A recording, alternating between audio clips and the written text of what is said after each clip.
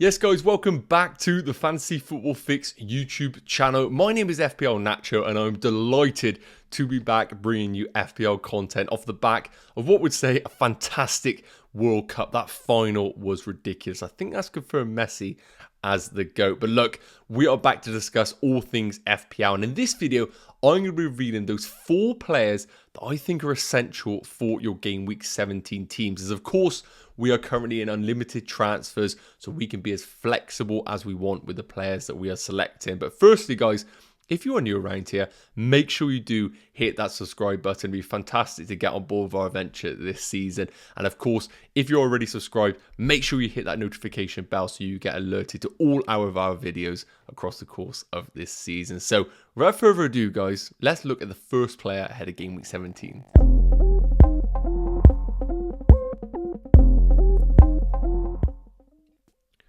Now, maybe kicking things off a little bit controversially with the player that I've selected, but that is going to be Liverpool's Darwin Núñez at 9 million. Now, I know he's a little bit of a Marmite character in the community so far this season. I think a lot of people think that he is absolute FPL gold dust, and the other half think that he is the second coming of Andy Carroll. I'm currently in the, good player category, but I'll be interested to know what your thoughts are in the comments, guys. I think it's really split down the middle. Now, for those screaming in the back, where is Erling Haaland? Erling Haaland is one of the most locked in players I've ever seen in FPL. If you don't have Haaland in your team, then you're crazy. So of course Haaland is the most essential player, but we can't really produce much content about Haaland because everybody knows that we're going to be owning him and captaining him. So Darwin Núñez is my second choice forward in my Game Week 17 draft. Looking at his stats on the screen here right now, just to run through them. 10 games so far, 5 goals. But we need to remember that a lot of these games have been substitute appearances or, of course, a sending off along the way where his minutes were very limited. So I've decided to put up the stats based on per 90 minutes to get a real idea on how he does perform in the team when he's actually on the field. And you can see that expected goals per 90, 0.79, which is absolutely ridiculous. He's actually second best for all forwards for expected goals per 90. No surprises that Erling Haaland leads the way in that department. But another fantastic stat here is big chances per 90, 1.78, which is actually the third best for all forwards as well. And no surprises, expected FPL points is also fantastic at 7.43. So what we're seeing right now, firstly, in this Liverpool team is Darwin Núñez really getting in amongst the XG, the big chances. Pretty much all things that are going through Liverpool that are good are going through Darwin Núñez. I think the big question mark is whether he's able to convert them. That is the big thing right now. I think we need a little bit more information to understand wherever he is an erratic player that gets fantastic opportunities, or whether he's just kind of getting himself up to speed with the league and we're going to see a real clinical finisher in the second part of this season. But when I'm seeing stats like this in a team like Liverpool, who I do think are only going to get better as we continue, I think it's gold dust at 9 million. Now, it's worth mentioning, his game time has been a little bit erratic so far this season, but injuries to both Diaz and Jota, and we believe that they are going to be out for the 4 fixtures that you see on screen there. I think that's going to enhance Darwin Núñez as an FPL option, and his expected minutes is only going to get better.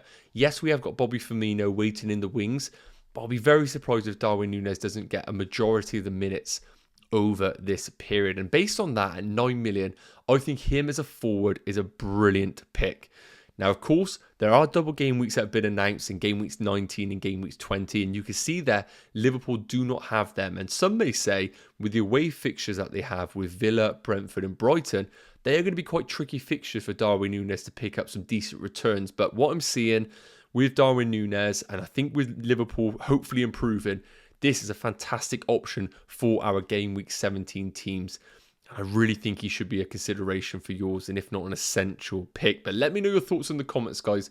Are you in or out on Darwin Núñez? I think this one's going to really split down the middle. Now, from one controversial player to another, this man is definitely going to be 50-50 split. But for me personally, I think he's an absolute steal.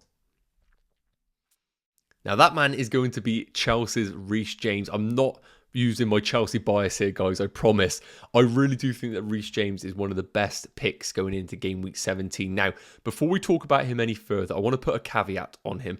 Of course, he has struggled with an injury. He's been in full training, and the anticipation is that he is going to get game time in game week 17. Now, if Graham Potter between now and game week 17 deadline comes out in a press conference that says Reece James still getting up to match fitness isn't quite there, then I do think that puts question marks over him as an FPL option to start in game week 17.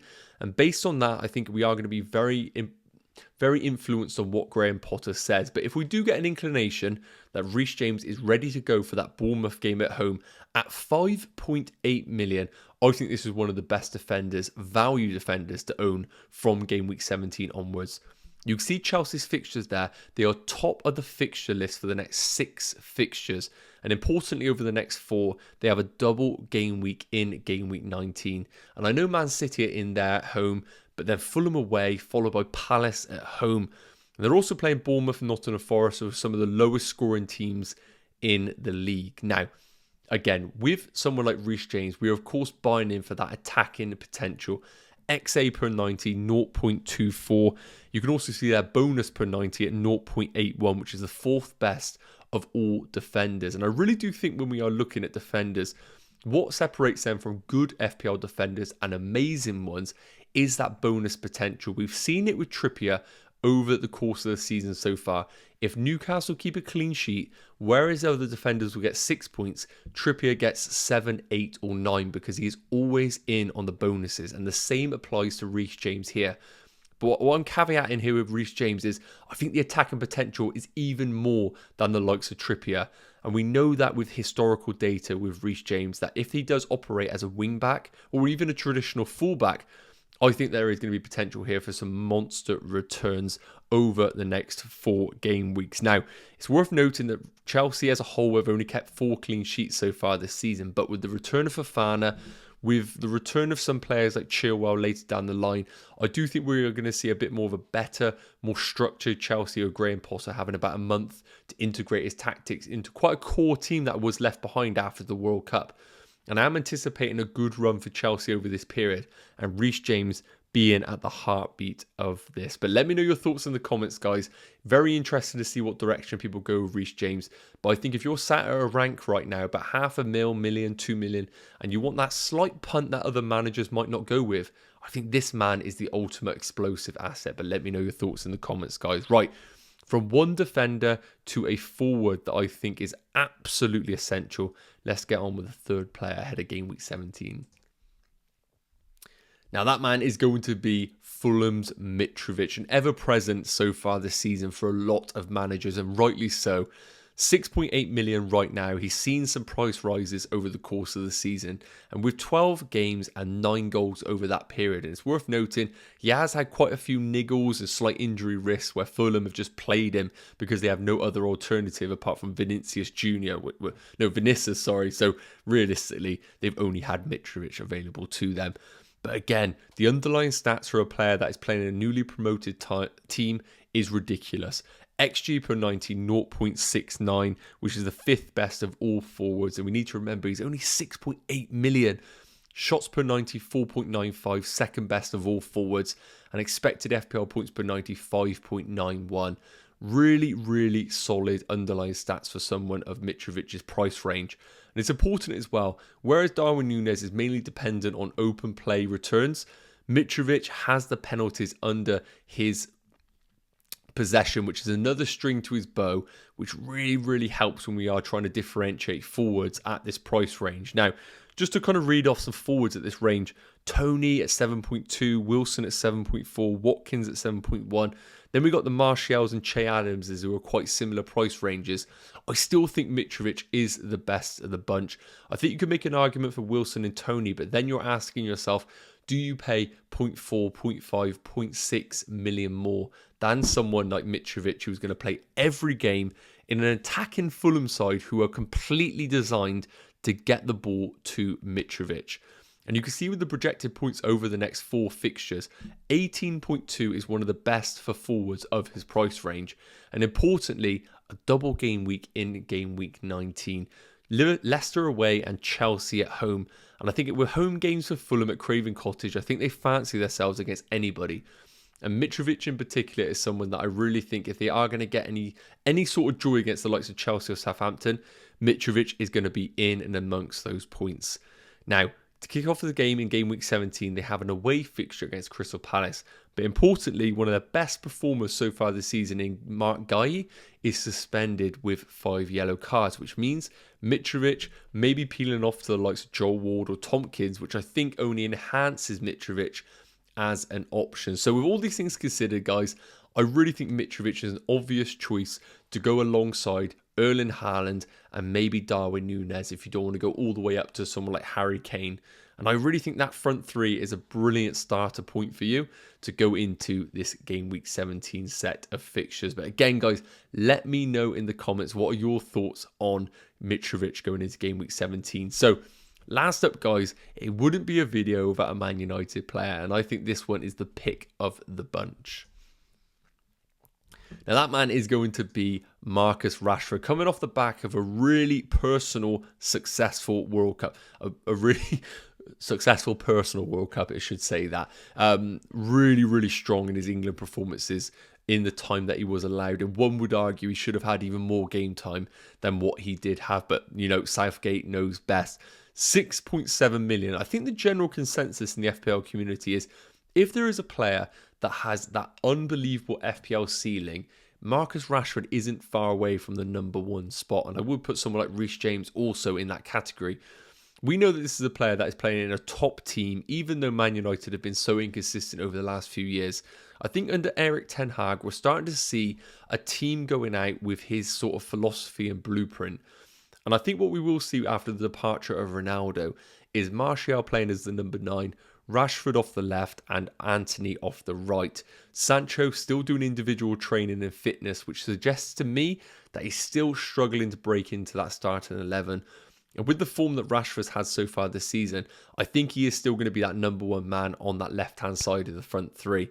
Now, the big thing about Rashford right now is he isn't delivering the returns that his underlying stats are producing. 14 games and only 4 goals, and he has been an ever-present in these games, playing 90 minutes in most.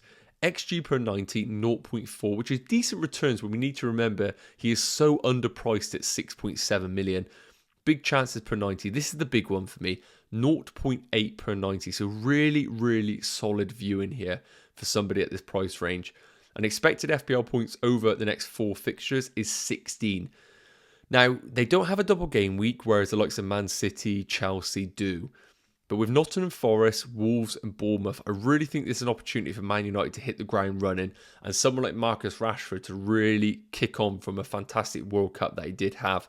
And at 6.7 million, if you are looking to build a squad structure with Haaland, a Salah or Kevin De Bruyne, a Darwin Núñez and some premium defenders, I think Rashford is the ultimate enabler in these sides, alongside maybe Arsenal's Martinelli. To have both Rashford and Martinelli at 6.7, 6.8 million is unbelievable value. You're basically getting Rashford plus Martinelli to the same price of Mo Salah, which is outrageous value. And I think when we are targeting teams, we want to go for those teams that not only have great fixtures, but are proven teams that are on the up. And I see that with Man United. It's a team that are slowly but surely putting on that blueprint and that philosophy that's going to see them consistently start to get returns and actually produce goals.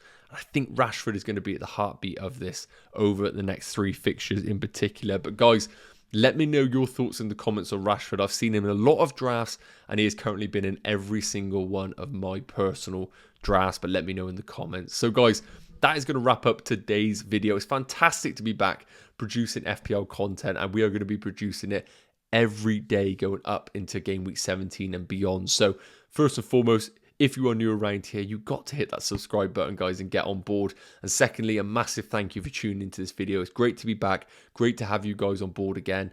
And if you haven't already, make sure you do check out Fantasy Football Fix, where all the information has been taken, and a massive part on how I finished 270th last season. If you're looking to build yourself in your mini leagues, I think Fantasy Football Fix is the missing piece of that puzzle for you this season. So guys, that leaves me to say is have a fantastic day, and I'll see you in the next video. Take care. Cheers.